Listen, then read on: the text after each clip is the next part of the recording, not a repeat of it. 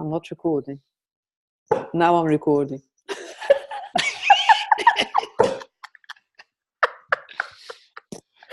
Okay. All right, ready? Yeah, it's starting. Sounds like fun. The reason I asked Amir here today is because I love his group. I love his sense of fun. I first saw Amir in an online program put together by Michael Neal. And when I saw him, I thought, this is my type of human. This guy does not pretend to be who he's not. He doesn't make any apologies for who he is. And I want to learn to be like that. And that's why I invited here today, Amir, to my group. You can't 3P the human out of you. Yeah, there, I found the slot and said it.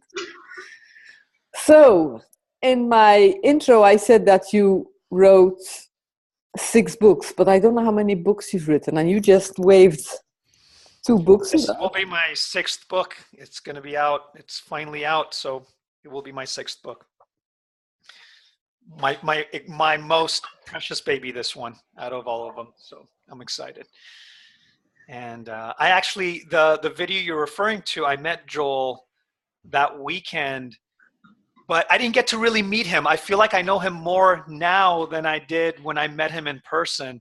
And I hopefully, Joel, when we get together again, we get to hang out and just have a good time. So yeah, there it is. So what do you guys want to talk about? Let's get into it. Let's chat. Let's see what's going on. I can start with a story if you guys want, unless you guys have a question to get to. I'd really like to address the very first question. Okay. How to take yourself less seriously. And then I'll just give I have questions here which I really like to address, but this one was the one that had most clicks. I think this is something people really want. How do you stop taking yourself less seriously? To me, the question for me,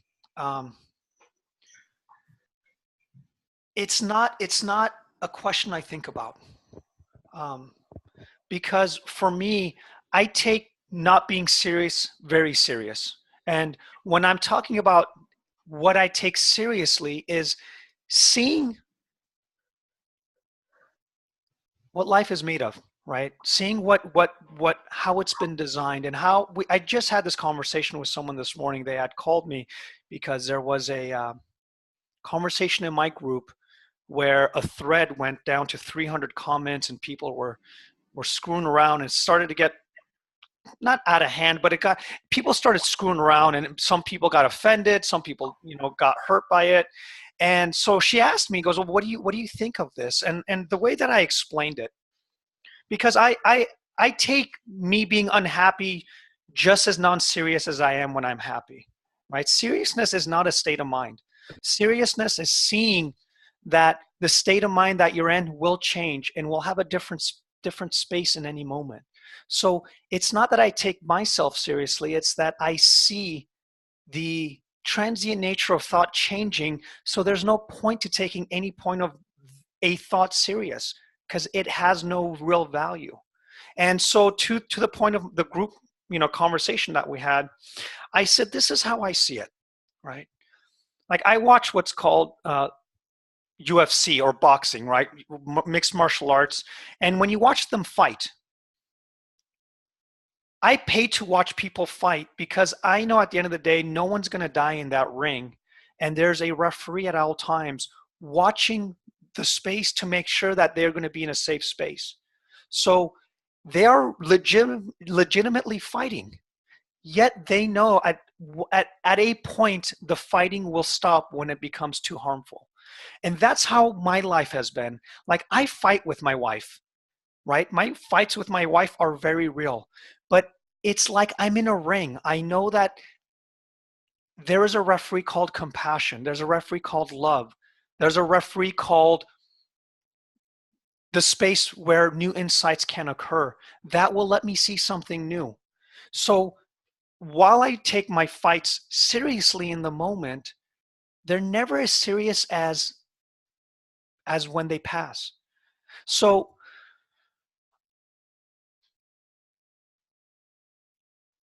when I'm serious, I'm serious. When I'm not, I'm not. When I'm laughing, I'm laughing. When I'm joking, when I'm not joking, and I'm not joking.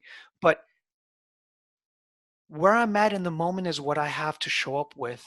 The seriousness part happens when we think that there's an end result. So there's a difference. I'm intense. There's intensity with things that I do, but there's no seriousness behind it because I know its nature. I know how it gets created. I know that it can change. And I don't know if that even makes sense. I hope that makes sense for you guys, but that's how I see it in this moment.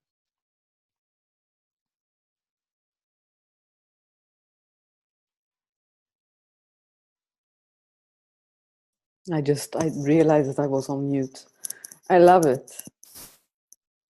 So you just allow yourself to flow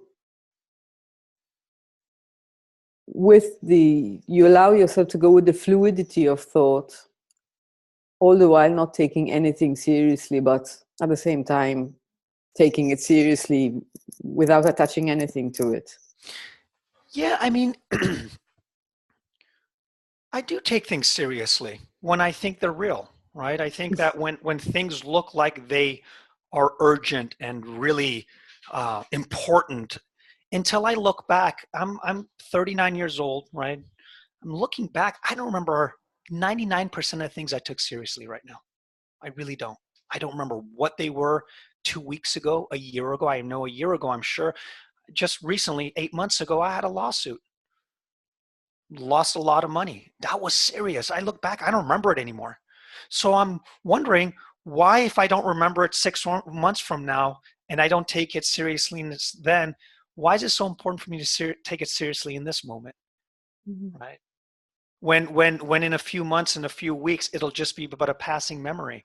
When in this moment, it's just a passing thought. So I've seen that happen to me time and time again, that the only thing that I will be taking seriously is a passing thought. It just stops making sense for me, right? It just stops making sense to take a thought seriously, um, because it moves, it changes, it takes a different form at any moment. And and and it allows me to take it serious in the moment, knowing that eventually that will fade too, so I can actually play the game, right? Just like when someone plays tennis, they can take that seriously. I just think that there's something wrong with them if 3 weeks from now they're like, I'm still upset about that tennis game. I think that's a little weird, because you can play tennis again and you can play it again and you can take it just as seriously the next time. So seriously is not the problem. It's forgetting that it's a game, that life in of itself is a game with no end point, right? And there's moments where you want to play the game wholeheartedly. There's times where you want to sit in the sidelines and go, oh, this is kind of interesting. I'm really taking this game seriously. And it's just an interweaving of that in my life. And so seeing that from that perspective changes the way it looks for me now.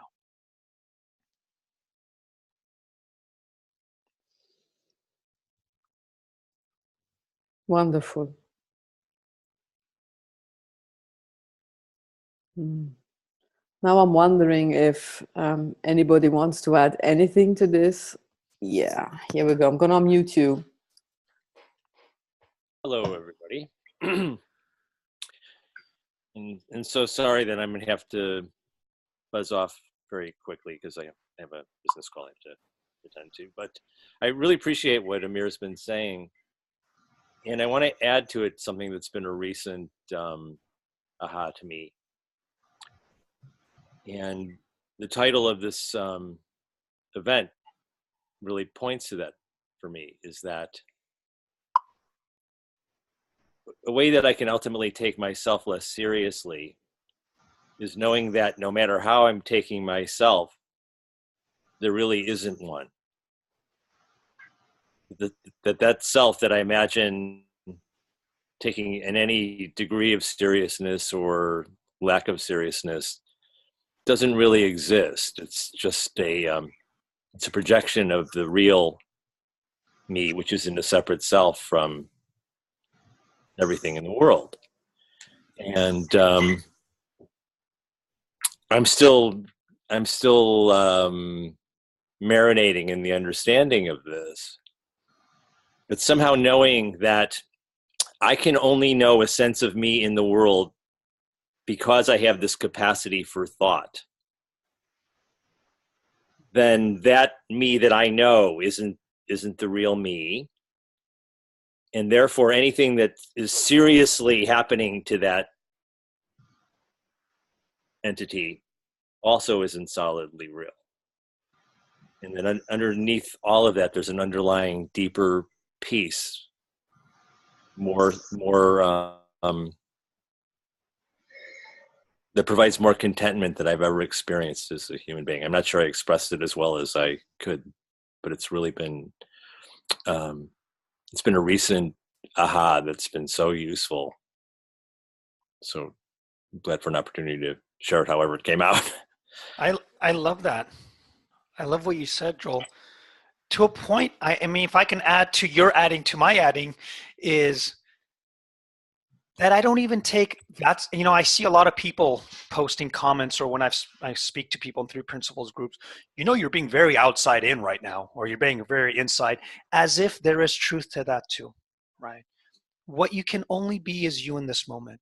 And if it happens to be you're in thought, see, I used to think the principles means, oh, where you, if you're in thought, you're outside in, so now find a way to get out of it or pop out of it or whatever. No, it just is telling you a description of how life works, which actually means I get to enjoy when I'm mad. I get to enjoy being frustrated, knowing that it's a short-term thing in the moment in thought. And that, like we know in the principles, we're only one thought away from seeing it a new way. So why not enjoy feeling sad and confused and being outside in? It's not either or, it's all encompassing, that you will go in and out of seeing things. So that becomes the beauty of being human. Not it's you know, how do you become less serious? Because when you're serious, that's bad. It's the whole thing is less serious because the whole thing is an illusion. That's why that's why I don't take it seriously. And that's kind of what I heard in what you said as well. Yeah, that's congruent with what I was trying to put forth. If I may, I'd like to add something, It's something, I think, since I bumped into the principles, which is about 10 months ago, what's happened to me is I've learned to really appreciate every single fluid thought or every single emotion. Today, I didn't have a good day. Today, I was really at loggerheads with the universe. I was telling it to F off big time. It just doesn't work, but I still let it out. I knew it had it was completely useless, completely hopeless, but I allowed myself to go there. I just did. And then I came back to my senses. And I cried, and I really cried. I just let them flow, you know, I just let it all out. And I find that so enriching. And to me, some people call it drama because we're living in a film all the time. We're projecting all the time, and we have a canvas and we're painting it, you know. To me, this is they're both sides of the coin. One cannot exist without the other. It's impossible. It just doesn't work. That is such illusory thinking. And when I allow myself to feel everything, especially the grief, when I feel it, I feel that when I return, when I land back, when I allow myself to go with it completely, this sounds like woo-woo, but I'm going to say it anyway. It's like my soul has been catapulted outside there in the galaxies and the stars, and I'm bashed around everything. Literally, I'm really bashed around. And then I come back and I'm not the same person anymore. My consciousness has somehow just lifted just a little bit higher. So it's in the not denying. Thank you, Joel. You too. Thanks. Thank you. See you, Joel. So it's not in denying myself anything is where my consciousness gets higher and higher and higher. That's the way I see it, and I don't know if it makes any sense. No, that's absolutely how I see it as well. I've never been out of space and back, but that's a lot cooler than how I experienced it. So not literally, but that's how I describe it. You know, it's I don't know. Anyway.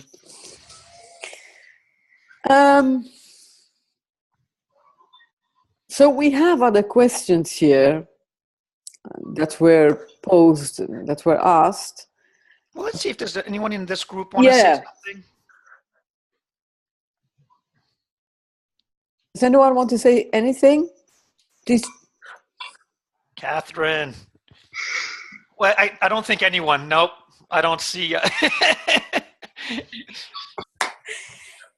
Hi, you guys. I joined late, so I just came on and caught the tail end of what Amir was saying, but I'm loving it because I'm one of those people who used to take the spiritual journey very, very seriously. And it's so amazing to encounter this understanding, because I always knew that whatever, I always knew there was a spiritual aspect to my life, whatever that meant.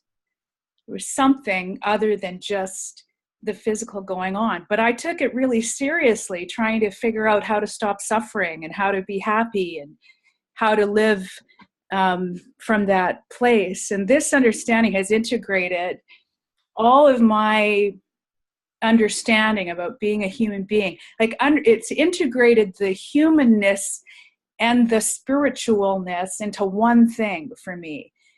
And I feel like now I'm this player in the game.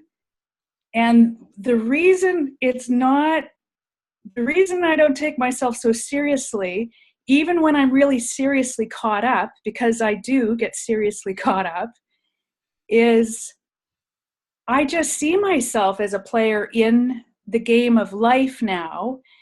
And I'm no longer trying to, Katie Byron has a saying, and it's don't pretend yourself beyond your own evolution. If you're angry, be honest. You know, you're going to see what you see when you see it. So I'm no fucking longer trying to be what I think of as a spiritual person or even a nice human being. You know, because for a long time I was trying to be a nice, compassionate human being. And I wasn't really. I mean, I wasn't. I was pissed off inside and I was angry and I was trying to be something.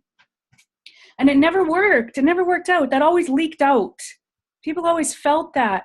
So when I started getting really honest with myself and started to see where my experience of anger was coming from, where my experience of being pissed off was coming from. It wasn't coming from anyone out there. It wasn't coming from the world out there. I mean, it's hilarious now when I get angry. Like not in the moment, but really soon afterwards, you know, in a way that it never was. I mean, it used to take me years to get over being angry. And now, you know, it's a day or two. Or ask my partner, it was about a week a little while ago. You know, but then it's like I'm looking at myself and going, wow, you know, wow, I just am seeing what I got caught up in. I'm seeing where it came from. And it's beautiful. And I feel so much compassion for that human being. You know, this human being, you know, who's not really there. I'm just this identity. You know, I love that non-dual stuff that Joel was talking about. You know, when I'm really living in that place, I will just be laughing at everything. But, you know, I'm often caught up in my identity and who I think I am. But the beautiful thing is that at some point, my own wisdom kicks in and I see it for what it is. And I can't do anything but laugh at myself. And then that leads to a more natural, real compassion for other people. Like this business, like it's like that's where this being a nice person. Nice means nothing to me. Kindness means something to me. But, you know, that whole notion of trying to be a nice person has just dissolved because I can just be real. And the clearer I see life, the more I have a real compassion, the more I understand where my experience is coming from. It's funny a lot of the time. It's a nightmare when I'm in it. And then it's like, oh my God, look at that thing I just created. And it's a beautiful thing to have the humility and the sense of humor, the lightness, and to the not taking yourself so seriously because you have some genuine compassion for yourself. You know what we're up against. It's amazing what these minds can do. And it's the best thing in the world that ever happened to me, to not take myself so seriously. The best thing, the best byproduct of this understanding. Oh my effing God, to be able to laugh at myself and not take myself so seriously, beautiful. And the compassion I have for people around me who are getting angry and who are upset and who are directing it my way, I can't take it as seriously anymore. I can't take it as personally anymore, you know, because I don't take my own anger and my own resentment as seriously anymore. So they can have it and they can direct it towards me. And it's like a superpower. It sort of bounces off now. So there's a genuine lightheartedness that comes from this understanding that's just really beautiful. It's so much more fun to live life this way. You know, and then you're just being in the world and being yourself. And, you know, you can apologize to people. You can really connect from the heart because you're not fucking trying to be perfect anymore. You know, if you're finally being real and people relate to that. Excuse my language.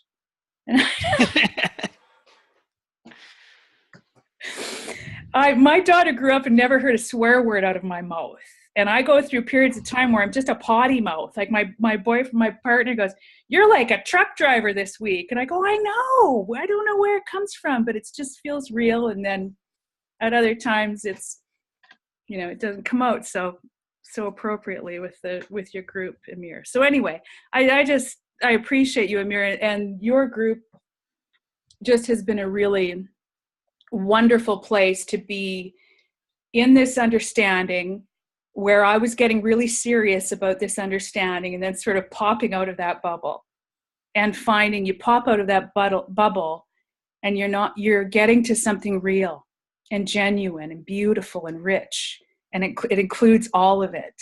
You know, everything is included in this experience of being human, but not in a confusing way anymore. Like in a way that brings clarity and compassion and real love and genuineness. Oh, it's so exciting to me. This whole realness, you know, it's awesome. Yeah, to add to that, I would say, that was beautiful, by the way. Thank you, Catherine. I was going to say, yeah, I was doing the search for spirituality the same way. I would go, I need to find, you know, I'm going to study myself to make sure I take my life less seriously. And I went, this is so strange. And it didn't make sense. And then I realized something, that when I didn't feel whole wasn't a cue for me to read more books. It was for me to not feel whole for a little bit. Mm. When I didn't feel spiritual, it wasn't a cue for me to read more spiritual books because I'm missing something. It was just a space of which I didn't see something clearly. So that became part of my humanness, is my lack of understanding, my confusion, my space of which I don't know what's going to happen. And I got rid of a lot of books because of it. Like, it helped me so much because I had a book for every single state of mind. I had a book in my bookshelf for it. Right. Yeah. And I remember the day I got rid of my books because it's like if I'm hungry, I don't have a book for hunger. If I'm thirsty, I don't go, okay. It's like, that's almost what it felt like. I literally had a book for every single state of mind. And it just, once I got this understanding, it just stopped making sense to look for a different feeling. I love that. And I love the analogy to eating and breathing. We're not where you could get a book about breathing and right. all that jazz. But yeah, that's the beauty of it. It's sort of this turning things around, and whatever this looking inward is that coming home. So I'm not so busy seeking it outside of myself in a book or the workshop, or those things are wonderful, but the answers aren't there. Yeah. And something in this understanding that includes all of my experience as a human being, and that I can trust all of it, and I can trust all of who I am and all of what I experience. I don't have to exclude any of it, that it's all a part of the whole. So yeah. Cool. Thank you, Catherine. Thank you. Yeah, thank you, Catherine. I have a question from Sue. I'm going to unmute you. Hiya. Hi, everybody. I don't want to be the party pooper, but I have trouble taking my thoughts seriously. And I'm just wondering if there's any ideas that how do you stop taking your thoughts seriously? Like, I believe every thought and I know they're illusion, but I still get those awful sensations with them, and they overwhelm me at times, and I get frustrated and so on and so forth. The only problem with that, Sue, is I can't fix human. No. That's kind of what we do. Yeah. Like, so here's what's coming to me. I made a video on this, but let me write this down. And right, can you guys see this? Life plus thought, right? Yeah. In life, we're going to feel confused, sad, angry. We're going to go get sued. We're going to, our kids are going to go to college, whatever. That's life. Things are going to go. Yeah. Sue, what you said is, I have life. I sometimes get in this thought, but it's in thought we got ourselves in trouble. I should only feel it for 10 minutes. I should only have it for a certain amount of time. I should have, my quantity of bad thoughts should be only 8 a day. That's when you're in trouble. It's not so much that you're having thoughts or bad thoughts. It's when we double up on the thoughts as if what we're experiencing is not what we're supposed to, right? Yeah, because I'm agoraphobic. So fear is obviously a thought, but it stops me doing what I want to do. Yeah. And that's why I'm kind of, wondering, how do I knock out the thoughts so seriously? Because I know it's an illusion.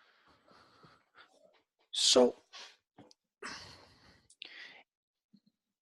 fear isn't the thing that's stopping you, right? It's the overlying thought around fear that is stopping you. For example, I can, here's a really, I don't know if this will be useful, but I'll give you an example. When I was young, I had a public speaking phobia, really, really bad. That's why I actually was one of the reasons I got into coaching. I took NLP, I did hypnosis, every single thing, you name it, I tried it. And I went to an event where I was supposed to speak in front of 200 guests, and I threw up on myself driving. And I called and I said, I can't do this. I'm sorry. I can't speak today. It was a 10-minute thing on marketing. The guy was super upset. He said, how dare you, you should have told me this before. And I was devastated. Yeah. So the next week I went and wondered, what was making me scared? So I went into another event where I wasn't speaking, and I sat in the front and I waited for people to come in. Right? One by one, they were coming in. And I wanted to see what number was causing my fear. So 5 people walked in, and I said, I can handle 5. I can speak in front of 5. 10 people walked in. I said, ooh, this is getting scary. It was about the 14th person that walked in. And I went, that's the number. And then for some reason, something clicked that I said, that's the number I'm going to make up in my head that when I feel fear will validate that I can't do it. But then I realized something. It wasn't the fear. It was, I made up a number called 14 that I believed corresponded with the fear. So I correlated the two. And that's how we mistake that the outside events are causing our distress. See, I thought the number 14 outside of me, as soon as 14 people come in a room and I feel a feeling, which is just happening in thought, It must be correlated. So I can have 13 people in the room, not 14. Yeah. That day, my life changed because Wow. I realized that I can experience fear with no one in the room, and I can experience total tranquility with 200 people in the room. But because I was so caught up in numbers, the number 14, as if that existed somewhere, that I correlated my fear to that. So I stopped going out and speaking. It busted a bubble that I will have fear when I speak, and I won't have fear. I'll have jealousy when I speak. I'll have anger.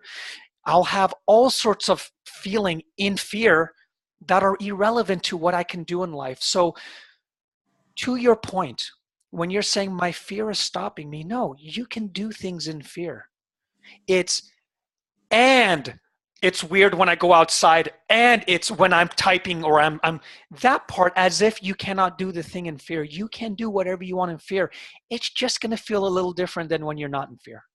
But that's the extent of what you're going to experience. So when I speak in public events, even right here, right now, I get nervous, but I still do it. And I can still do it because the only thing I'm experiencing is a feeling. I can handle that. I can handle having a feeling. Does that make sense at all? Of course, yeah, absolutely does. And I love the way, you attach the number 14 and, because I've done that, I had a panic attack outside 20 years ago, and I've attached that, like, I can't go outside and so on and so on. It's the fear of panicking that's kind of stopping me. It's fear of the feelings, basically. So I need to get comfortable with those feelings and not be scared of them. And just to play with that, you can be uncomfortable in the feeling too and be okay.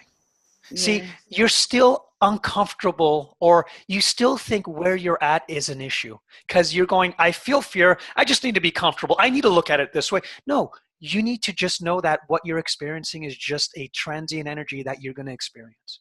Like, no one comes to me and says, Amir, I've been in a happy mood for 6 hours. What should I do? No. Right? Like, that would be a weird question. That? Right? You'd go, well, why go on with your day? But you're like, no, you don't understand. My parents have been like this for years. They're happy too. I need to stop attaching good feelings with this happiness. Yeah. Like you would, but for some reason, when a feeling doesn't feel a way that we think it should, we think it's a problem. Yeah, right? Yeah. So you don't have to. I can feel uncomfortable and comfortable in my happiness and go on with life, just the same as I could feel comfortable or uncomfortable in my fearness and go on with life. It's irrelevant to me what I need to do in that space. It's just, it's not saying anything more than just what's occurring in your mind. Yeah, there's a lot going on in there, I tell you. Yeah, join the club. But I just want to say I'm grateful to both you and Diana for this opportunity. Thank you both so much. Thank you so much. Thank you, Sue, for sharing this. And if I may, I'd like to add something that's also, because I really identified with this. I find myself to be quite an outspoken. I say what I think. Yeah. And there are times when I want to write stuff on Facebook and I'm scared. I'm really scared to write things on Facebook because I'm afraid of what people are going to think. But I feel uncomfortable and I do it anyway. Yeah. But doesn't mean I'm not scared. Right, yeah. So, and I just say, now, before the principles, I wouldn't do it. Oh, okay. Now, since I have this understanding of the principles, who gives a fuck?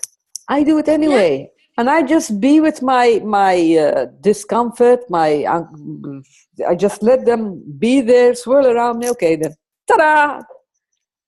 Yeah. Because you see, if I wait for myself to get comfortable to do something, I never will.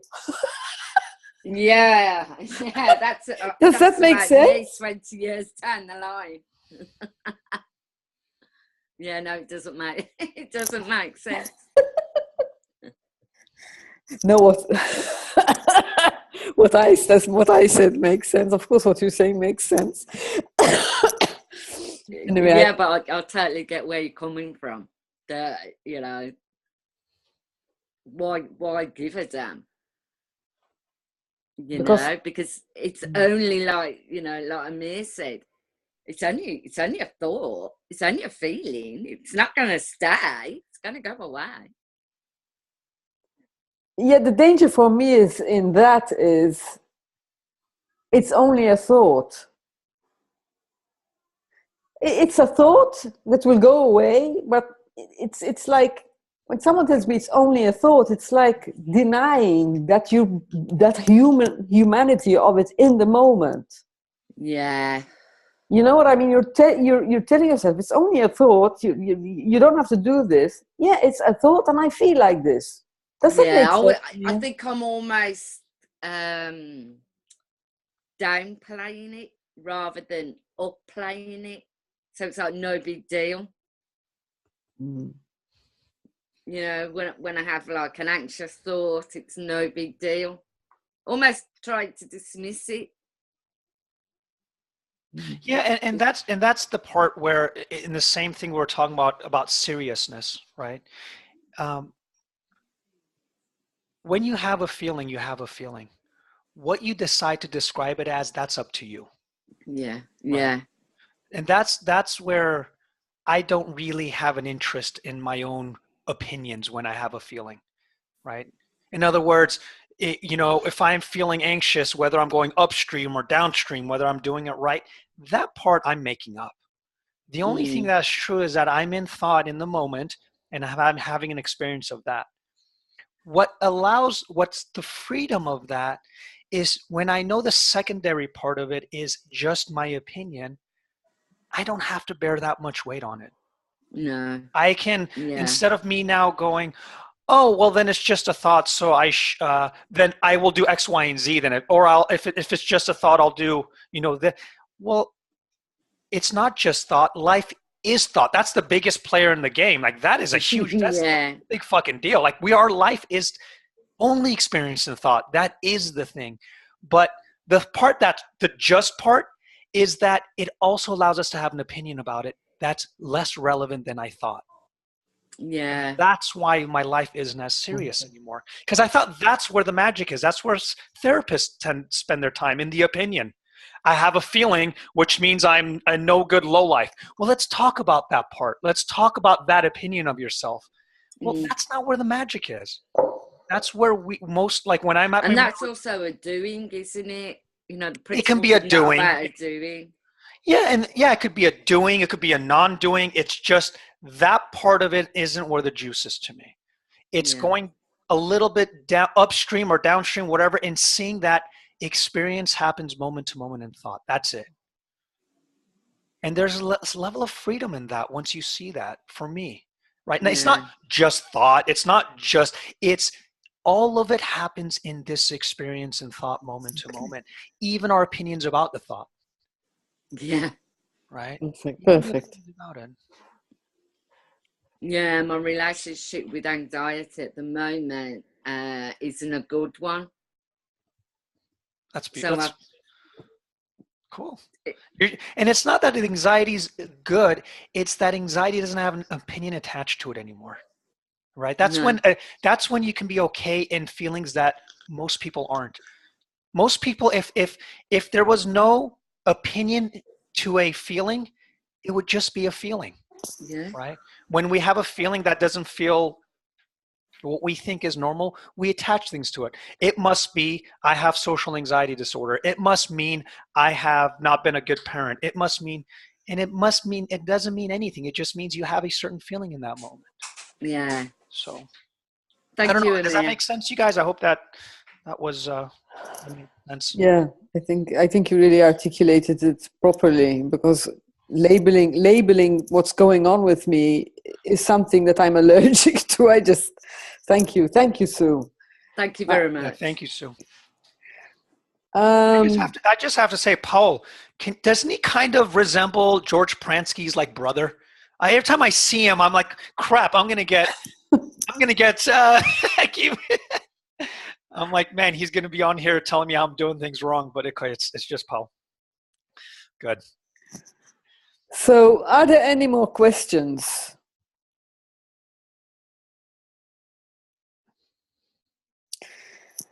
Shall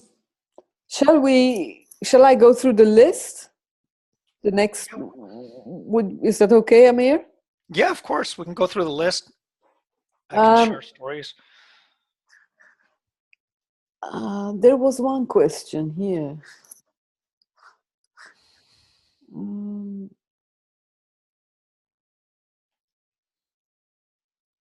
While you're looking, I have a quick story. Do you guys mind if I share a quick story? Yes, please do.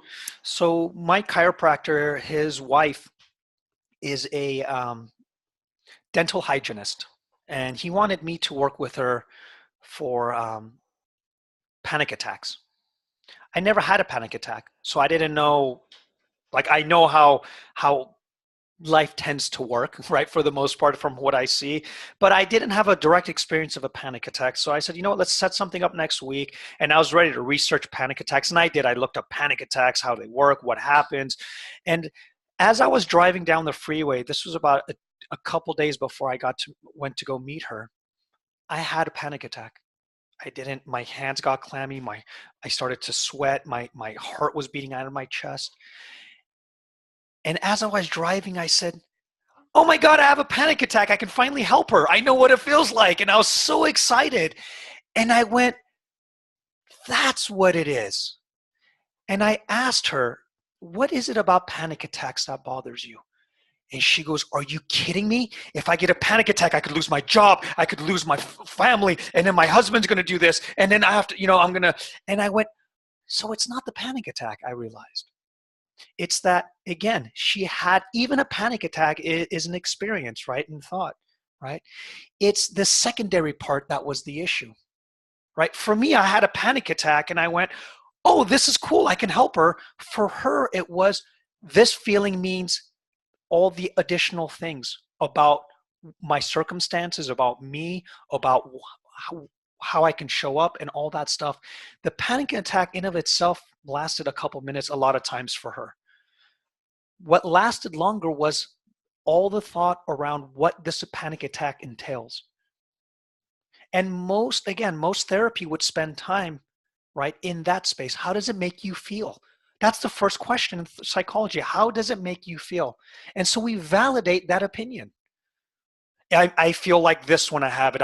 What if I lose my job? Well, let's talk about your job. It's like, wait, what's going on here? And so we ended up, and that was my wake up again. Like we get insights, right? And I got insights in a panic attack. So I talked about just exactly what I talked about with you guys. And the next time she had a panic attack, she goes, well, I have good news and bad news. I said, what's the bad news? She goes, well, the bad news is I'm still getting panic attacks. I said, okay. I'm like, what's the good news? She goes, I just excuse myself for a couple minutes and I tell the doctor and I come back. And she's good. And that was it. And it was so refreshing for her because, like me, she did try to figure out her psychology behind why she is who she is when she has a panic attack, when the psychology is made up. It's not linked to the feeling that we have. Because we can make the psychology up at any point once we have a feeling. Right?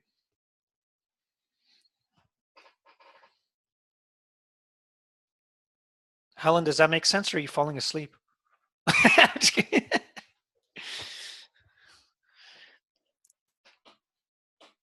Something down. Oh, you're right. Oh, okay. Yeah, my head was down. I'm sorry the room is so dark. It's still so wintry and dark here in Ireland, and the central light doesn't work in this room. I need to get the electrician over, so I'm moving the lamps around to try and say, I'm not hiding. I actually am here. I'm going to shine the light. There you go. I look like I'm in a cave or something. No, I was loving what Joel had to say, because I've been doing a kind of a mini course with Jill Whalen, and it's about the illusion of me. And we're looking at all kinds of There's a lot on YouTube about non-duality and duality, and there is no duality and there is no me. And I've always loved, right from the start of learning about the principles, the whole spiritual side and the idea of mind and consciousness. But they're all one, I know. So I love what you said about the opinions about our feelings, because I think that's very interesting to me, because it kind of it reminded me of who is the one who has the opinion, you know, and that there's this very like the sky in which the clouds come across, this very wonderful, wise, perfectly fine person, part of you, that never gets affected by your feelings, your thoughts, your emotions. Well, it's always going to be fine. And when you know about that, well, then the feelings and the thoughts don't affect you. They certainly don't affect me. And my experience has been that I'm not so affected by a very depressed thought, for instance, that therefore means, oh, now today I'm depressed, you know, and I might be depressed all week, you know, because a long time ago I would suffer from depression, and everything then would look dark because I kind of accept this is, oh, I am my thoughts. And I have them sort of in my body, in my face, in my life, everywhere I looked. But I think that separation, that I was kind of forming an opinion about that. I was going, I am depressed now, and accepting that. But that was not so. And if I have some gloomy feelings and thoughts, which we all do, and I tend to, I don't do that. And a lot of that came from the three principles. But I'm very much searching and more into the reality or the non-reality of me, as in Helen lives in Ireland, has 2 children, one of whom is being a bit noisy, sorry. And I find that also massively helpful and ties in very well with the principles. And I love the way Sid Banks was in searching about the Da. Wasn't that the one that he searched into about the Jewish faith? Mm-hmm. And about the illusion of all of this. And once we know that it is so much of, we're making it up, and we're using a paintbrush and we're creating our reality, everything is so much less serious. And every day I thank God for the sense of humor, which I find it hard to keep a reins on my sense of humor, because it tends to run away with me. I take my sense of humor. I don't do it on purpose. And sometimes it can be too much. I find humor in everything. Even if I see myself going, oh no, and it's terrible, I just laugh. I see it very quickly. And even if I can't just bump and jump out of it, there's still a part of me smiling and knowing that I'm making it up and that everything is fine, really. I had a question, actually, kind of a question, which was, is it just my experience, or do many people? I don't know. It's my experience, of course it is, but the range of emotions are less, and the extremes of highs and lows are less, and there's more of an even course, which I think it's good. I think there's words are inadequate, but a gentleness and ease, a kind of a constant background of support, of wisdom, and then with some feelings of joy. I love when they come just from nowhere. And of course, humor. I mean, without humor, I just can't imagine life without humor. And it's such a savior for us all. I said an awful lot. Once I start talking, I can't stop. Well, I know that was not a kind of a question, but I will say I do know what you're saying with the it's not as like this, right? It still is, but it's just a little, it's like this now, right? Yeah. And I think I remember when the principles hit me like a ton of bricks, I was on a high for so long. And then I went looking for that high again, reading more books, and it actually did the opposite. Like I tried to go chase that feeling. I don't know if any of you guys know what I'm talking about. And what, to me, what I think happened, and this is a metaphor, this is not a truth, is it's like me being on an airplane and I'm walking around waiting for the airplane to keep going higher, but because I'm inside the airplane, I can't see that the plane went up already 35,000 feet. And so in the same light, like my level of consciousness, I think, of our humanity went up. And in that space for me, stillness has a different feeling, right? Happiness has a different feeling. The joys and ups and downs have a different feeling, like you mentioned. And I thought in that point, I wasn't getting the principles anymore, because why am I not getting these highs and lows and these extreme highs? Until I realized I've grown, I've changed. My level of consciousness is now seeing a little bit more. And in this space, it just, freedom doesn't shout anymore. I Love doesn't scream at you anymore. It's gentler. It's you don't feel it in your opinions, you feel it in your heart. You don't feel it in the words anymore. You feel it somewhere different, and in the body it feels different. For me, this is all speculation. But no, I think you're very, very intuitive, Amir. You really are. Because you're sort of, I feel very close to you right now, as if you're right beside me. I know. Because you're just knowing exactly what I'm saying. And I don't know where I saw you first, but there was I think it was a group interview or something, and I just, I felt intuitively that I'd understand you. You just understand people. And the principles really helps us all to understand each other so much more. And I'm so grateful to have found it. But I am kind of in love with the whole spiritual side. And I'm just so thrilled to have found it. And thank you, Diana and Amir, for coming on.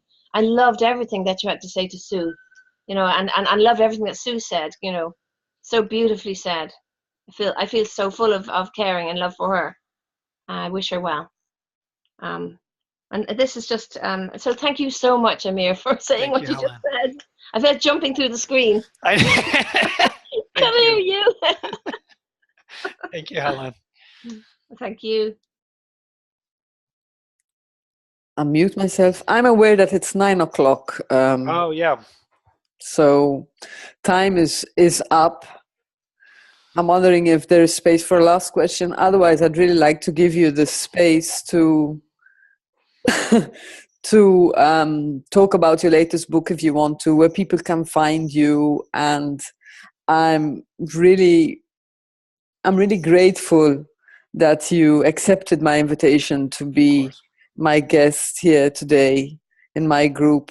I've been wanting to do it for a long time, and I really enjoyed it. Thank you, Amir, and thank you everybody for joining us. And now I leave it up to you, Amir. Oh, no, I just wanted to thank you guys. In the community, in the principles community, the biggest blessing I have is that I'm probably the dumbest principles guy, in the sense that I have no idea what the hell I'm talking about. But it turns out that's good, because I can speak from my heart, right?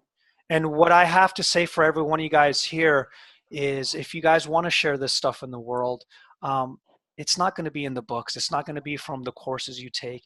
It's going to be from where you're coming from right in this moment, from this, how Catherine spoke, how Helen spoke, how Sue, how Diana, how all you guys spoke. That's what resonates with people. And what the principles do is takes away all the shit around us and lets us speak heart to heart, like Helen said, where we feel like we can literally hug each other thousands of miles away. And that's something that's built in all of us. And that's something that will guide us to sharing this understanding in a bigger space. And what a way to do it with lovely people like you. So I'm so happy to be here and so grateful. And hi, Lori. Hi, Lori. Hello, Amir. Hi, we are actually done. Can I come in at the end of it as usual? Well, I had mine. I was doing mine, and then I ate, and I punched around. You probably did a lot more principle talk than we did in this hour, so don't worry. So hi, Lori. Hello. I thought you were. I thought you were coming in mine, Helen. I missed you there. Sorry, I couldn't get there. I'm so sorry. When will your book be out, Amir? My book is actually already out. I'm going to post today in my group. So just so you guys know, I'm being very irreverent.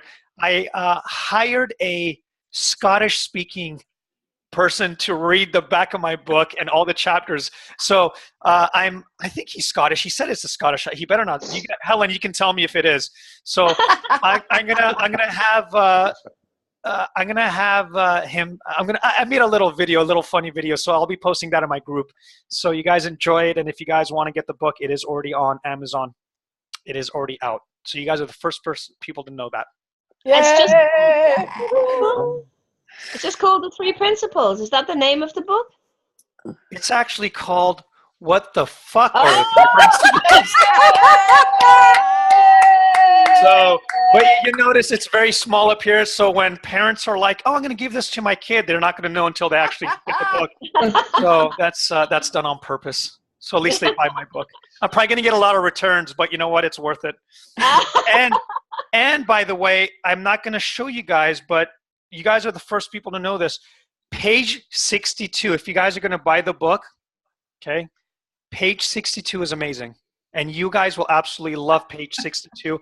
Let me know your thoughts on page 62 because it is amazing, and I want to hear what you guys think about it when you guys. That's a good way to get people to read your book. Now they want to know what's on page 62. Well, you'll see. You'll see. I'll just cover it up because I'm not going to show you, but it is absolutely amazing. All right, I'll take your word for it. Lovely, you guys. Thank you so much for having me. Thank you. Okay. Goodbye, everybody. Thanks, Amir. Thank you. Bye, Cassie. Bye. Bye, Sue. Bye. Sorry, I missed it. Bye, Lori. Thanks for joining, Lori. All right. See you later. Hello. Goodbye. Bye. Bye. Bye. Bye.